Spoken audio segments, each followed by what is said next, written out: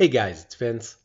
Today in this video, I have to do a response to a video that was made by Patrick Hood Daniel of Build Your CNC. Now, this video is not for everybody, but for those that care, those that want to understand where I'm coming from the video I made recently on him. I think you're going to find this video very interesting, and I honestly invite everyone, regardless of what channels you watch, if you're invested in CNC at all, I think it really would be interesting for you to watch this, because as I'm doing this, keep in mind, YouTube is watching, and I cannot emphasize that enough, Patrick. I'm stating that to you out there. This is not about me.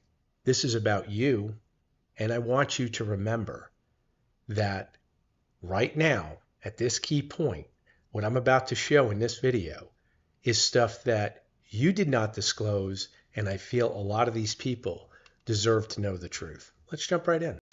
All right, here's a brief backstory so that anyone that's new here understands where I'm going. For my guys that already watched the video and you're already up to speed, please excuse this amount of time spent covering this. Again, I made a video dealing with Mr. Daniel, who performed an EMI experiment supposedly covering CNC production robotic components.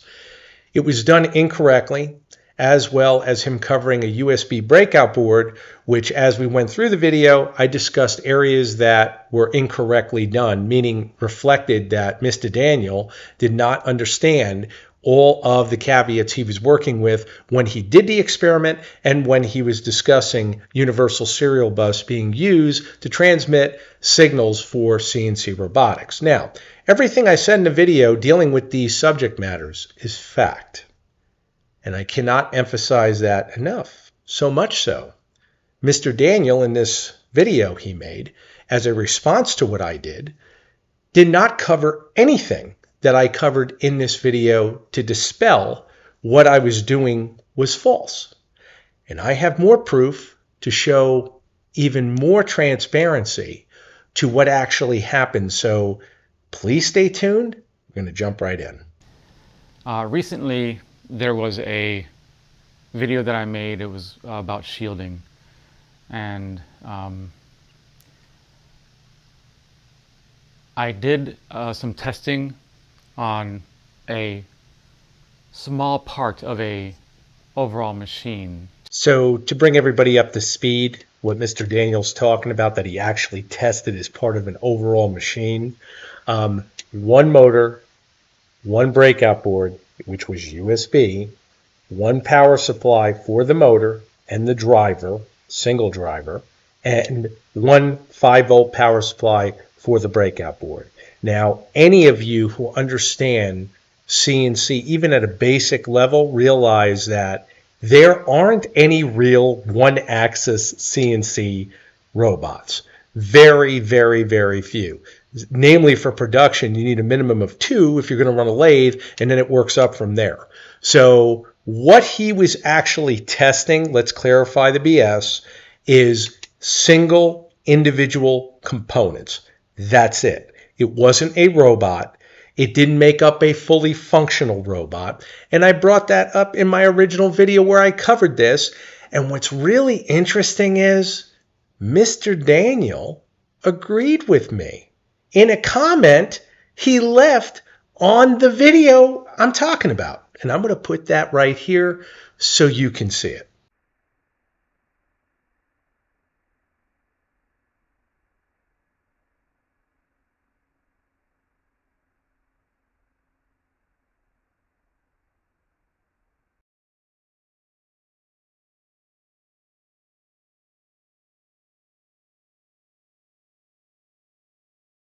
For everyone watching, this is my video, and you can see I'm at the 2-minute and 1-second timestamp, so you can read what's on the screen. An actual production robot must be used for real-world simulation in electrical noise testing, as using just certain components limits the testing results to variables not present when using, for example, a completely functional CNC router or plasma cutting production robot.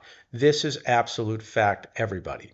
Even if an actual production robot is used for the simulation, it is impossible to simulate every end user's production robot environment, preventing once again major variables to be seen that affect the robot's stability due to the environmental noise creation. Now, that being said, as we scroll down, Mr. Daniel left a timestamp at 2 minutes, meaning if I click on this link, it'll bring us to the 2-minute mark, which is where I'm at right now. He's stating this is my first test. In my pinned comment, you will see that I'll be doing further tests, including a spindle VFD and a CNC setup. Well, that would insinuate that I'm correct, but you need more evidence as an audience, so let me provide you with that. I'm going to scroll down once again. You can see a 22-minute, 32-second timestamp. It states, yes, you are correct. A very critical point, which is pinned at the top of my comments on the video comments section. Let's see if I'm correct if I click on this link and it brings me to the 22-minute, 32-second marker on the video. Noise. That noise is being... Here we go. And once again, electrical noise is present anywhere electronics are present. Naturally, if the vendor/content creator is already detecting noise using a single motor, power supply, and breakout board, then this should already make him aware of how dramatic the increase in noise will be when using all required components in an actual production robot. How he as a vendor would fail to explain these major variables in this video should make you all wonder why, if he truly understands what he claims to based on 16 years of claimed experience. Once again, timestamp at 22 minutes, 34 seconds. And this proves my point that Mr. Daniel here stated that I was correct. Now, what's interesting, and I want to point this out at this point in the video, is that Mr. Daniel brings up the word bullying in his video reflected towards me. This is the comment that I allowed him to post on my video, and nothing here states anything of the word bullying. And you can see that for yourselves. This is the first time I'm bringing this up. Stay tuned, it gets better. To reduce variables in that testing. And let me correct Mr. Daniel, because unfortunately he's got it backwards. You're not reducing variables, sir. You're actually increasing variables, because if you're only using a fraction of the components that make up a full CNC production robot, negating even its environment, negating the end user's presence of electronics, then the variables go up. They do not go down. Just to be clear. I wanted to see what the findings were. You're just going to skip a lot of this BS because he goes into his autobiography, but I'm going to cover the key points that make up what this video really needs to address. Take a breather. The things that was mentioned as a result of my previous video was that one person sent the video link to another YouTuber. No, Mr. Daniel, that's not correct.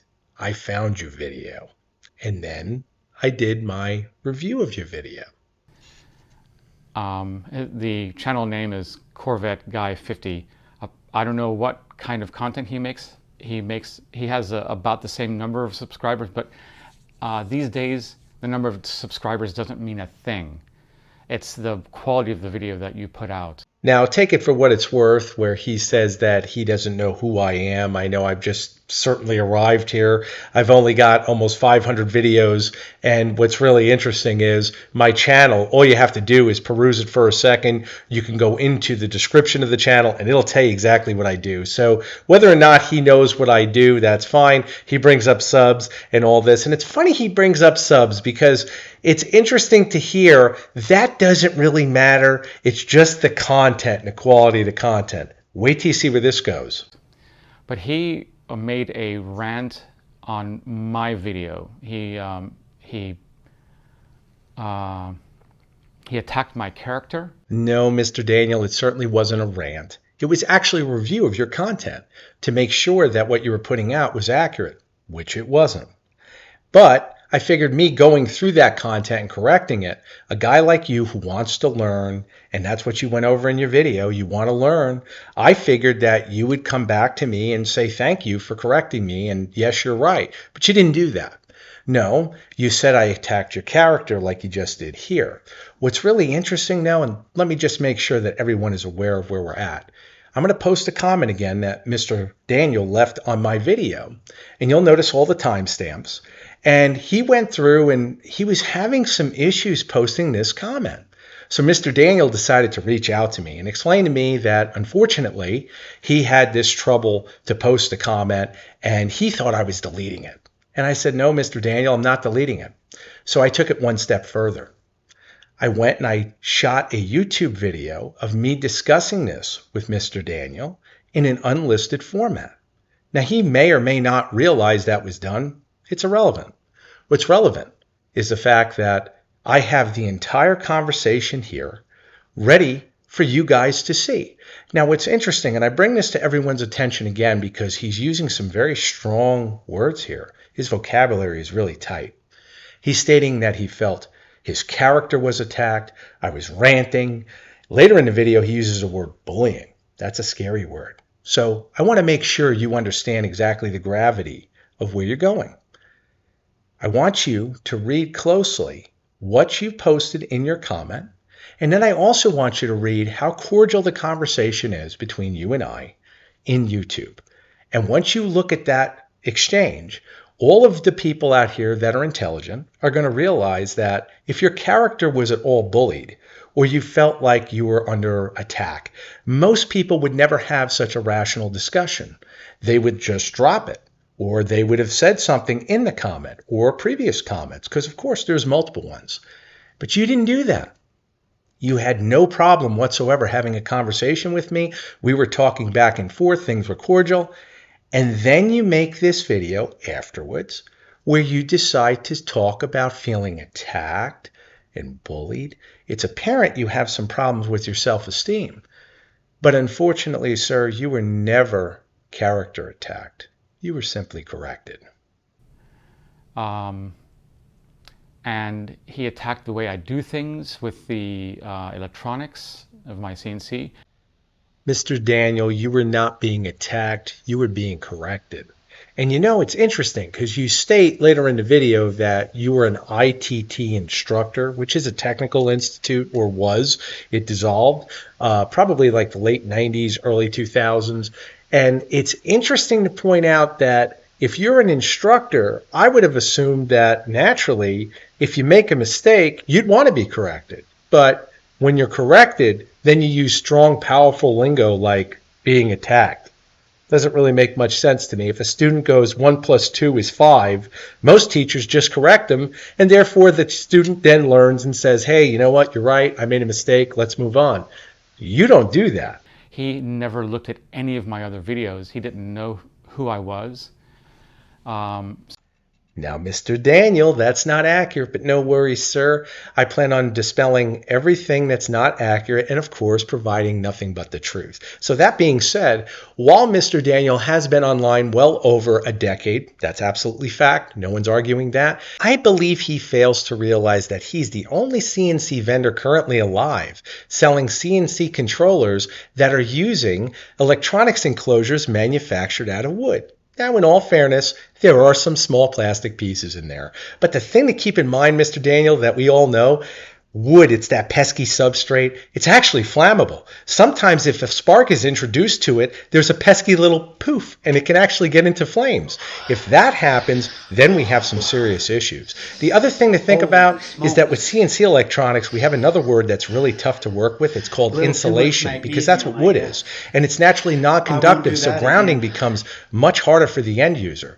Another thing I find really interesting, and I want to stay away from that word attack and introduce a better word, which is fact. I'm going to actually put a recording on the screen here of your website so there's no confusion to your end users, so they can see exactly what I'm stating, and also see that in this articulate listing here for this elaborate enclosure that you've manufactured, that there is nothing in here disclosing to them that they should contact their insurance company for their home or their shop before putting this unit into service, because they should let them know that within this electronics enclosure is electronics, and of course the enclosure enclosure itself is made out of wood. So once again, knowing that it has a flammable substrate, aside from it being also attractive to bugs, it should be known that to the insurance company that they are going to be covered in the event that something catastrophic happens. That's the responsible thing to do when using wood, which again is not something you see in this industry, because most vendors like myself realize that wood is not safe to use for electronics enclosures.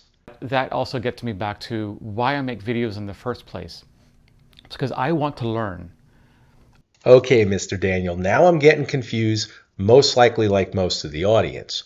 If you're doing videos to learn, then the whole objective here as a content creator, yourself included, should be for you to research the topics you don't know about and then actually incorporate them in your content to once again provide your audience the most accurate information and, of course, information that won't potentially lead them to an unstable robot. But that's not really what we're doing here, is it? I mean, realistically, I did the review on your video showing you evidence of what I was stating was correct. You actually commented in my video to state that I was correct. And now we're getting kind of off track with, once again, a determination of what you want to learn from. Is it more truthful to say that you pick and choose who you learn from? Is that it? Because I'm a vendor and you're a vendor, and the truth of the matter is that it's hard to say someone of my field knows more than me. Instead of saying, hey, you know what? I made a mistake with the video I did. I should have covered these points. You never did that. In this video, once again, the autobiography, we never actually hear you state anything that I brought up in my video. No, we have to review the comment you left within my video, where of course most of your audience, they won't do that. The 100+ comments that you had, they never actually reviewed what you typed. And yes, sir, that was you. Once again, YouTube is always watching. Don't forget it. I want to learn about things with CNC machines, with microcontrollers. So when I make a video, I learn about that subject to a very great degree. And I also learn from the comments and the viewers that watch my videos. Now, Mr. Daniel, I'm once again a little confused, and I'm sorry, sir, I'm a little slow. I'm trying to pick up what you're putting down. Unfortunately, I'm sure there's some people in my audience also confused. You're saying that you learn from the people that leave comments on your video, and you also learn from people that review your video. That's great. Let me ask you a logical question. In order for me to do a reaction video to your content, wouldn't I have to review it first? And you know what's interesting? After I reviewed it and corrected the information that you put out, it's interesting you never stated anything in your 1.5 hour plus autobiography about any of the topics I discussed. Yet, you agreed with me in the comment you left on my video. Now, you did disagree with me about when I talked about USB. You stated that in 13 of the 17 years you've been involved in CNC, you haven't seen any problems with the stability of universal serial bus. Sir, I guess I just pulled all that information out of thin air because it's all over the internet, and I'm a little confused with that. Here, let me show you some more examples of it. Now, as we search here, you can definitely see that there are issues, USB port issues. Let's see. Losing USB connection, USB communication keeps disconnecting, constant disconnect of USB drive, MASO, solve C fax, USB connection problems, USB cable not connecting, unrecognized USB device. That's on a CNC Shark form. Troubleshooting CNC Shark, connected USB controller, won't connect. Let's see. Why does my CNC stop? EMI, USB cables, USB troubleshooting guide. Here we go. Controller disconnected error, CNC zone. And this is just the first page of Google, guys. So if we scroll past this, we can definitively see that there are issues. Axiom form, USB drive frustration. It just keeps going. USB device not recognized, CNC machine. USB stick issues. CNC tech tip, how to disable USB selective to suspend. Now, why would they put a video out for that? That's to hopefully stabilize USB to some degree. But as we keep going, CNC USB keep randomly disconnecting while plugging computer. Elite USB or not to USB. Interesting. Onefinity CNC. I mean, do we hold anybody accountable for not even putting in a search term inside of Google of USB is unstable for CNC use?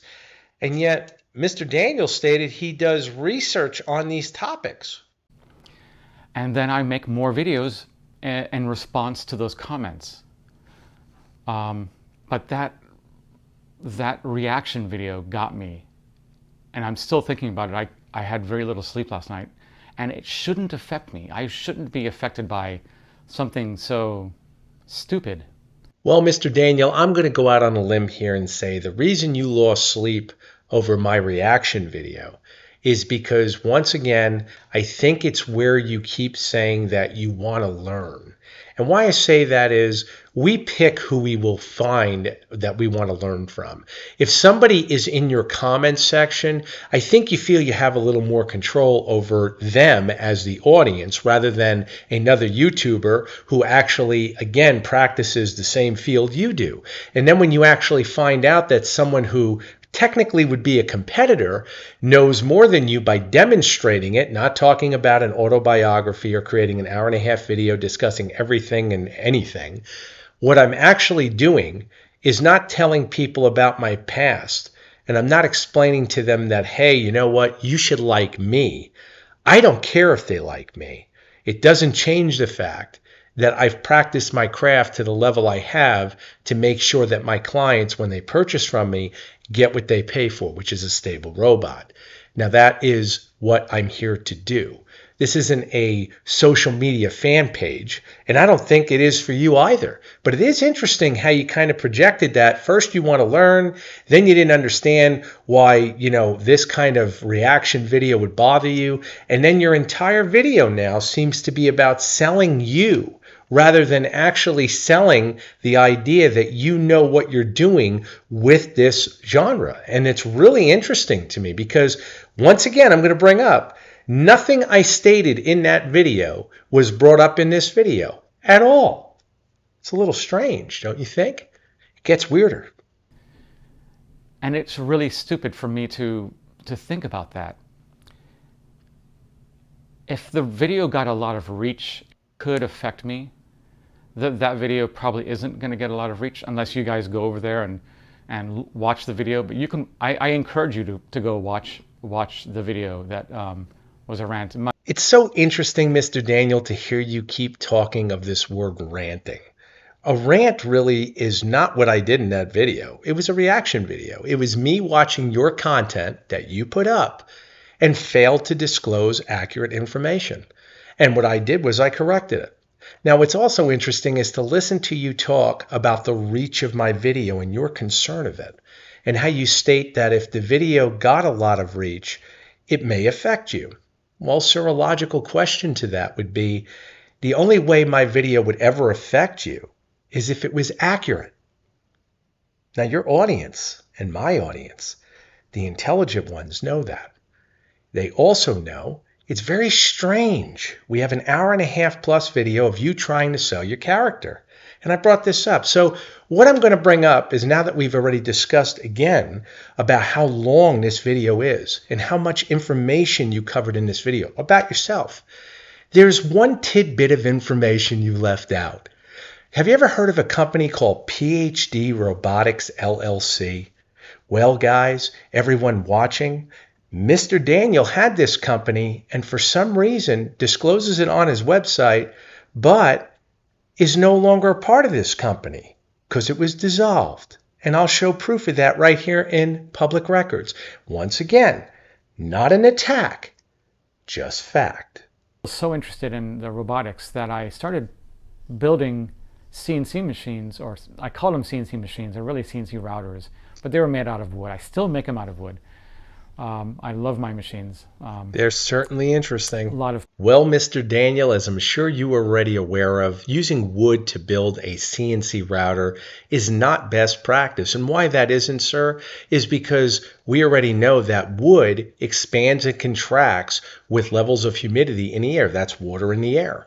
Wood will give you different tolerances. Now, I know in your case you claim you're using MDO, which is supposed to give you less of the amount. The bottom line is that for your end users, their tolerance level will be off on one system as it will be greater on another. There is never going to be a systematic, consistent result with this type of machine due to that variable. Now, the other factor of wood, which really there's only three that really stand out immensely, is the fact that wood is simply not as rigid as a metal machine. Now, I know there are certain people that will say if we make wood laminated enough or we use enough heavy gauge wood, it will naturally be as strong as a metal machine. Okay, if that's what you plan on doing, but the other major variable, the one that really takes the cake upon why you should never use wood for your machine, is the fact that it's flammable. Yes, wood, once again, that pesky substrate, it's known to combust with the ignition principle of a spark being introduced to it. Now, keep that in mind when we're using a box store router, or if we're using a VFD and spindle combination where we have a lot more horsepower and we are once again using a friction-based cutter, that end mill gets hot. And in the event that end mill accidentally creates too much friction, you can once again spark a fire, as seen in this video. Now, what's really interesting is, and I've stated this earlier in the video, which are electrical enclosures that are made out of wood, you don't disclose anywhere on your website about contacting your insurance company to make sure, and I'm talking about the insurance company of your clients. I know you call them customers. Customers are at McDonald's. They're once fire and forget people.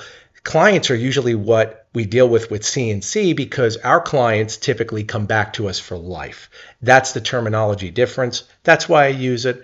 Everybody does their own thing. The bottom line is everybody should be getting in touch with their insurance company to make sure that putting a machine like this into service will not mitigate them from being covered in the event there is a catastrophic failure. I may erase comments if they're hateful. I don't really care for that. I want people to be focused on what the video is about. If they show hate but they're constructive, I'll keep the comment in. All right, Mr. Daniel, you want everyone in your audience to be focused on what your videos are about. You also state that if someone leaves a hateful comment, at least to your interpretation, you're going to delete it. On the other end, you feel that if someone leaves a hateful comment but it's constructive, that comment can stay. Sir, logically, what would yield a comment to be constructive yet be hateful? I don't understand that. If it's constructive, how would it pertain to hate? Again, are we talking about a word salad where we're defining hatred as someone correcting what they're seeing in your video? Because if they're focused on your video and paying attention to it and they understand that what you're showing is incorrect and correct it, that's not hatred. That's somebody correcting you. And once again, we need to be very, very clear on that, right? But if they show hate and they just say blank out, like I know nothing about what I'm talking about, it's probably true, but I'm trying things. I'm putting things out there. I'm making videos. All right, sir, now I know I'm confused, and I know for sure there's no way in hell I'm alone with this. You're saying that anyone who leaves a comment and says something to the effect of, you don't know what you're doing, you're saying that it's probably true, but it's okay because you're producing videos and you're just putting them out there. Is that really what you're saying? Because you're a vendor selling CNC components, which require you to have a much higher level of knowledge of these components to support the people you're selling them to. I mean, that's the whole idea of this business. It's not a product that you just sell and that's it. I'm sure you know that. I'm sure that you also know that you're responsible for the content you put out. So if you're putting content out in lieu of you actually doing the research to make sure that it's accurate and you're doing DIY type videos, that could be catastrophic. I mean, I'm not understanding this whole idea that just because you're making a video basically says that now you're, not liable for any of the content you put out because you're just doing things.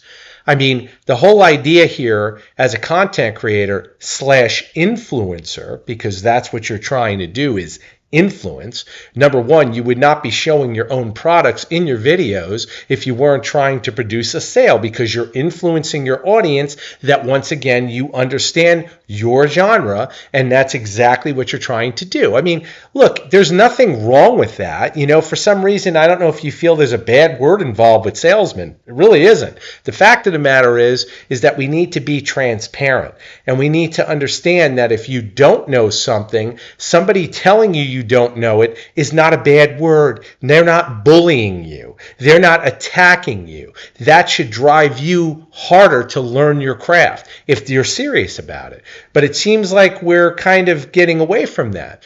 And now that YouTube is aware of this, because I'm sure they've watched this video as many times as I have at least, they are going to determine in the future how this will be handled. Because I'm telling you right now, sir, you're into programming, microcontrollers, and I'm not in that field. But one thing I will say is this.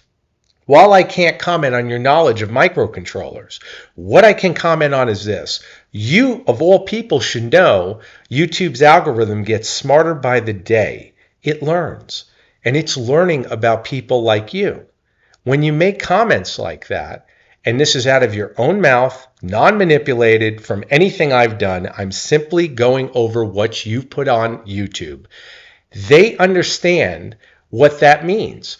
It's unfortunate, though, you don't. These videos are my notes. So, bye-bye if you're a hater. I don't want to see you. I don't want you on this platform, or not the YouTube platform, but on my channel. All right, Mr. Daniel, before you start saying that I'm questioning your character, this is content coming from you. This video is being analyzed by me in a reaction format, and therefore I'm just pointing out what most people are already thinking. If these videos that you're claiming are on your channel are all for your own benefit and all your own notes, then why monetize the channel at all? Why actually list the videos at all publicly? You can use them all as your own notes. I've done it myself as more of an AI cloud format where you upload your videos and just have them to refer to. No, sir, I think the full transparency aspect is where we really need to focus on. And once again, I'm not judging your character. The audience will. Here's the facts. A lot of people understand or have a small understanding that YouTube, you get paid by the clicks when people watch your video. Now that's absolutely true because Google owns YouTube. And of course, AdSense pays you on ads that are run on the videos. The thing to keep in mind is that as these videos go on and as you're in this genre, along with myself, where you're in a DIY crowd for robotics, people start watching you work with components, and those components you sell. On top of that, you're showing that you have an above average level of knowledge of these components that you sell. All of a sudden, your subscriber database starts going higher and higher. People start assuming that you have more and more knowledge than the average person, and all of a sudden, you start generating more and more sales. But you didn't discuss that. No. You don't bring up the fact that your sales are what really pay you, not the fact that you're getting paid just by Google. Look, you're no Logan Paul, nor am I. But the fact of the matter is that I can still be very, very educated in my craft. And that's all I practice because the internet doesn't sleep. Unfortunately, though, if you don't keep up with the Joneses, you fall behind. Now, what I just said, everybody should know is true, and if they don't believe it, please, by all means, do all the research you like. I invite you to. But I think there comes a point where we need to have that level of transparency, because when we start saying things like, the only reason I do my videos is for my own notes, I don't believe anyone watching this truly just believes that. If my 100,000 subscribers goes down to 0, it doesn't matter to me. What? This is just a place where I put my videos. I don't make enough money on these videos. I Really? use them to try to feed myself and my family, sure, but I know that I can always get a job if this doesn't Yeah. work out. Or I can Wow. redefine my business, which I'm doing right now, and trying to bring the Interesting. clean, pristine. Mr. Daniel, I am sure YouTube is going to really listen to what your statement is in this portion of the video, because I feel it really shows how you look and how you actually are transparent with your audience. Let me explain. It shows that, in essence, the only way you delegate success is by how much money you actually make from Google AdSense and YouTube. What you're not telling is what I've already said in an earlier portion of the video, that YouTube is a great marketing venue of social media. And I know that because I practice it. I am where you are, sir. Matter of fact, you've stated it yourself. I have the basic same level of subscribers. Let me tell you the difference between the way I look at things and the way you look at things. Let the audience be the judge of what's right.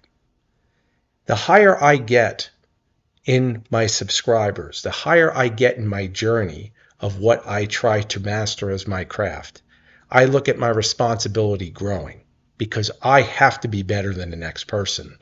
Otherwise, and I've said this before, I'm not keeping up with the Joneses. I am supposed to grow my knowledge. I am supposed to grow my level of responsibility. And with that, my level of success grows exponentially. I don't feel you really understand the gravity of that. And I can say that because listening to your entire autobiography, your entire career spectrum, you have realistically determined that the majority of your interest is what you've practiced, but you actually haven't mastered any of it. Yes, you have some impressive degrees, but those degrees mean nothing if they're not implemented in trying to further your career, which you haven't. Because if you were truly happy, you would have never left those careers. So what you decided to do is start another career, and that career ended you on YouTube. Now, whether or not you actually accept the responsibility that comes with being a creator at the level you've achieved, that's not for me to judge. But you rest assured, and I've said this before, someone else is watching this. And to take your audience's respect at such a minute level, to say you don't care if your subscribers go down to zero, I find that, like many other content creators, a kick in the nuts. And that's just the easiest way to put it, because I've worked tooth and nail to get to that level. And I know what it takes. And I know what it takes to be real and to come up with real content that's accurate. It takes a lot of time. And you should know that. But unfortunately, your objective realistically is to say, hey, if I make it, I make it. If I don't, well, I'm going to go get another job. I don't look at it that way, sir. I don't give myself the option to fail. And that's why I feel I am where I am. It has nothing to do with wealth. The wealth and success comes with the passion and staying consistent to provide an excellent product and an excellent experience. This is what I believe, and I believe my audience understands that. But I also will sell some things that I have in the shop that I think will sell and I can make money off of it. That's the way I survive. The other guy that made a rant about my video said he said some things against that. Like, he thinks that I was a charlatan. Stay tuned for what I doing. actually said with an actual excerpt from the doing. video.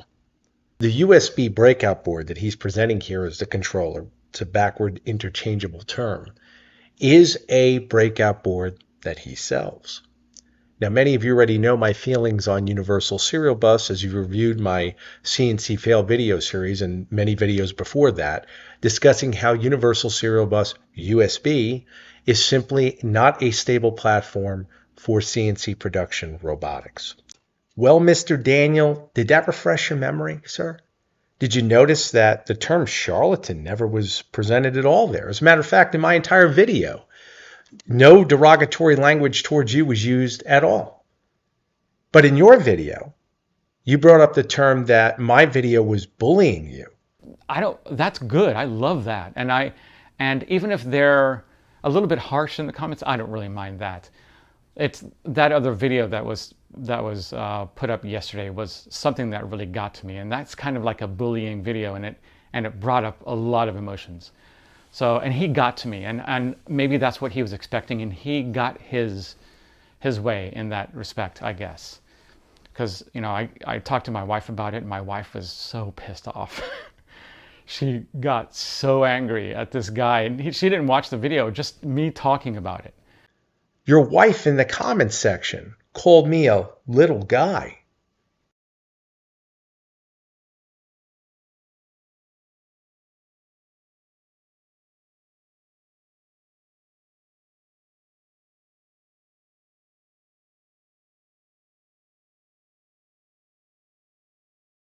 Sir, we've never met.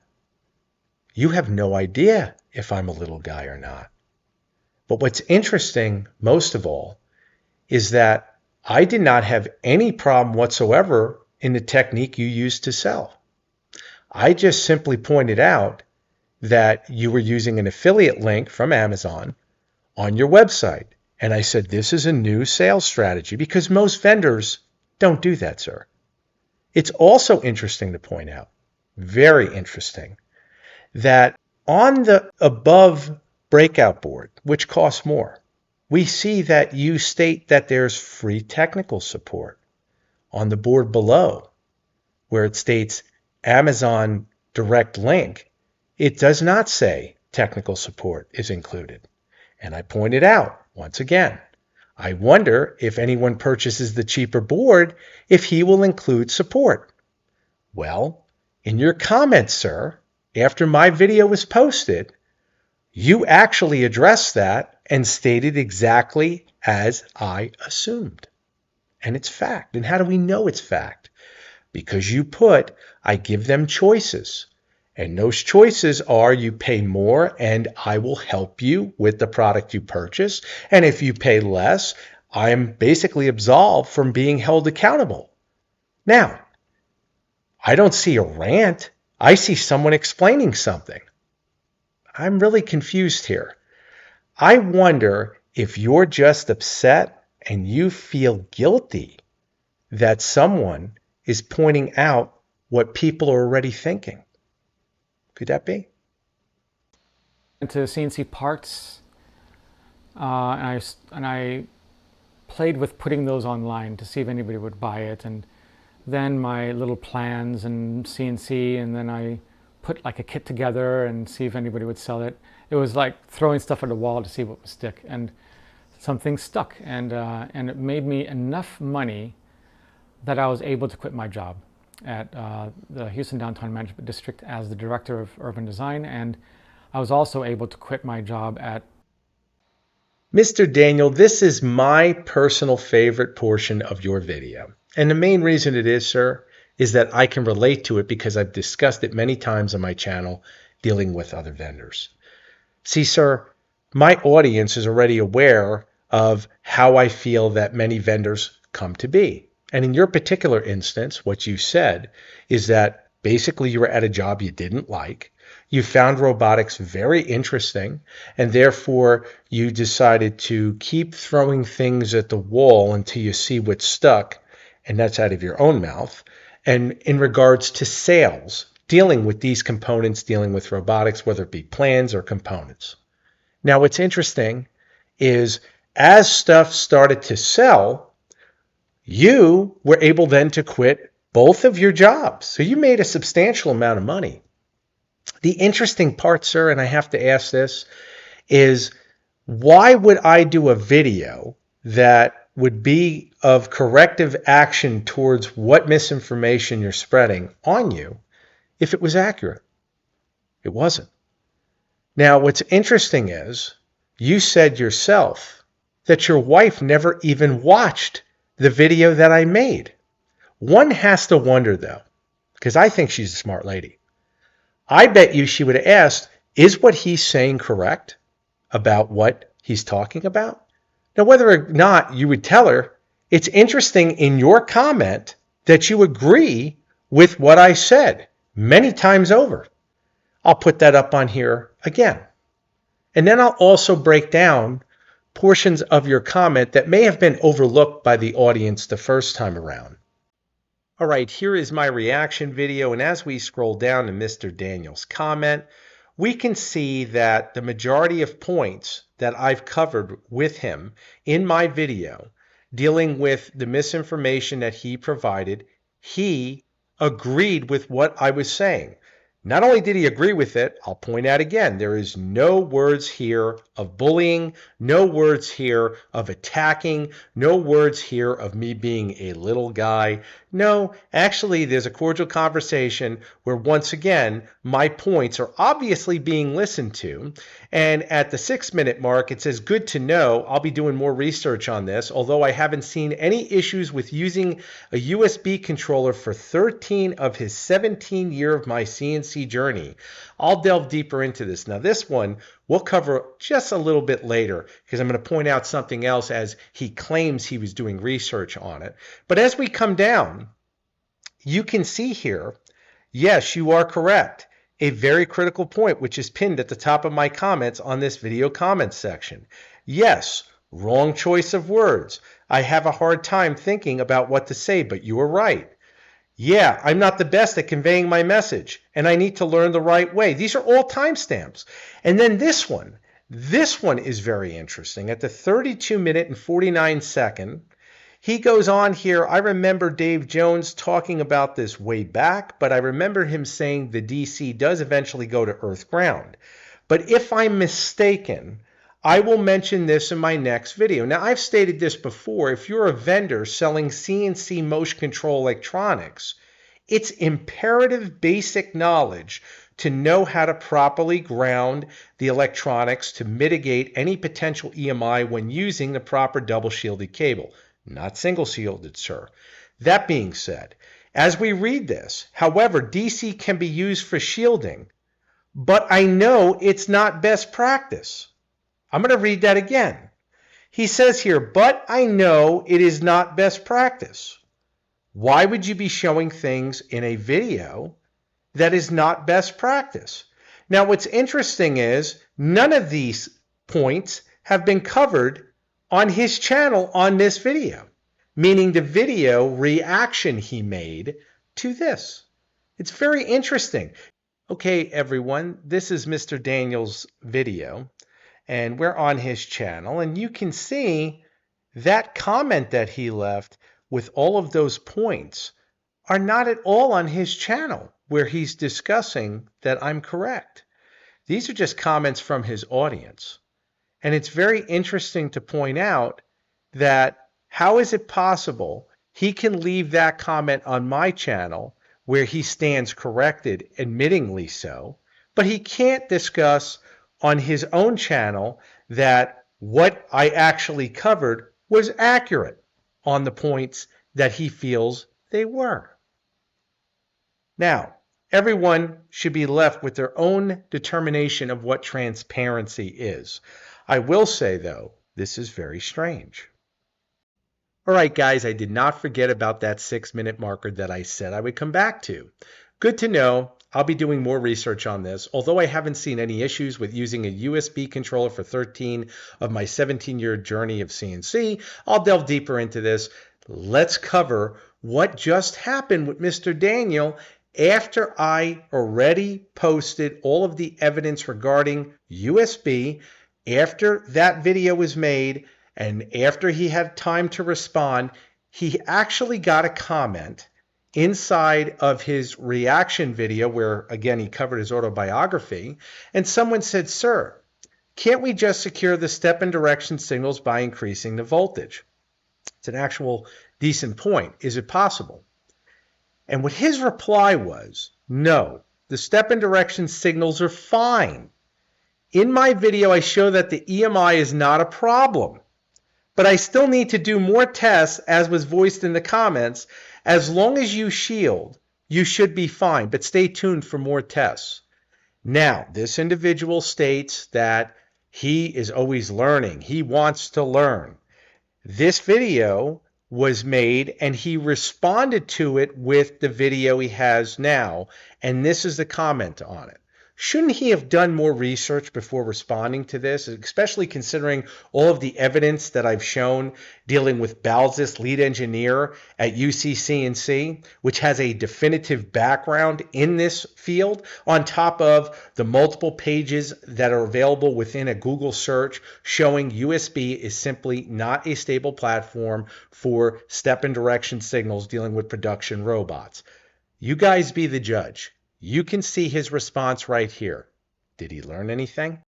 But I cannot emphasize enough, when we talk about a genre where selling components can hurt someone in the effect that it costs them money or stability with their robot, if the person selling the components doesn't understand how to set these components up properly to behave as they should, we have a problem, sir. No different than if you hired an electrician who couldn't put in a breaker box properly. You would be looked at a lot differently. And I think that when we start looking at this from the perspective, like you've said, you just want to learn. That's all of what it's about, is learning. No one, and I mean no one, would disagree with you wanting to learn. What they would most likely disagree with, myself included, is that you're learning at the expense of others because you're selling first to make a profit and then deciding to learn. That's the issue. And I shouldn't have to be telling you that. You should be well aware of it, sir. A single video of me ranting, except for this one. This is my first rant about other people. And Mr. Daniel, I believe we all know this is not a rant video. I don't feel that way at all. I don't believe any of the audience feels that way. What I feel that this is more like you defending yourself. I feel like you were offended by the video because, again, you used some strong words like charlatan, attack, bully. I mean, these are not words of someone who really was trying to learn, but someone who was afraid of someone else showing they know more about a subject than another individual.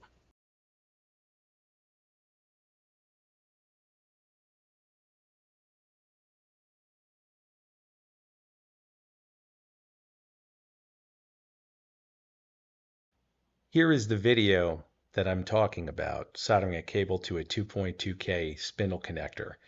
And right here, this was posted August 25th. If we scroll down to the comments section, I want you to see what someone said. This video looks like a trap for Vince. Anyone who doesn't know, that's my name, aka Corvette Guy 50. And I will click on the comment reply from Mr. Daniel. I don't care. I only care about the awesome learning experience I get in the comments section. Let's look at his work. all right, so that's a pretty good connection. By the way, I have been soldering these things for probably about 16 years. Spindle cable. I've gotten a lot of questions about this. This is the way a connector is supposed to look. When once again we're using the proper solder and flux, you can see what we have here. We've got just a little over 1/4 of an inch of spacing. You can see our conductors of how everything is placed. And again, you see no exposed leads at all from the casing. Okay? When we rotate the cable, the pockets are perfect. You can see there's no bleed through. Everything there is set. Mr. Daniel, this clip came from your video as well. And rather than critique it, sir, I just put a clip of me assembling a spindle cable with the correct cable and also using the same connector you did and also going through the same soldering process. I don't need to say any more than that. Our audiences will judge. But more importantly, YouTube will. And I say that to reiterate a point over and over again in your mind. They're watching. And you as a programmer know as well as I do, the algorithm is very smart. It gets smarter by the day. And seeing this type of behavior is something that they'll either accept or they won't. Hopefully, no one watching your video will be harmed by using any of this information. only the information that I pointed out is inaccurate. To everybody who's watched my video to this point, I want to thank you. This has been a long video.